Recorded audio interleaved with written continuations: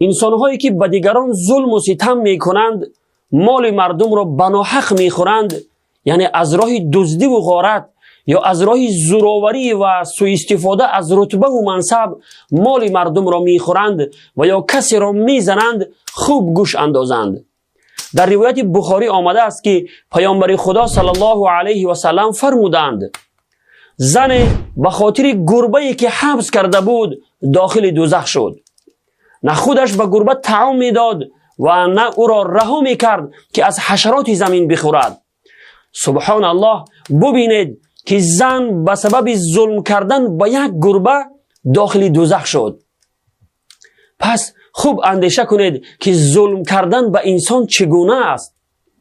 چگونه است ظلم کردن به کسی که در نیمه شب برمیخیزد و دستانش را به سوی پروردگار عالمیان بالا می کند و بر علیه تو دعای بد می کند.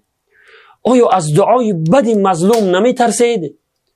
پیامبر خدا صلی الله علیه و سلم برای معاذ بن جبل رضی الله عنه فرمودند ای معاذ، از دعای بد مظلوم و ستم دیده بپرهیز، چون که بین او و بین خداوند پرده ای نیست و به شک دعایش اجابت می شود.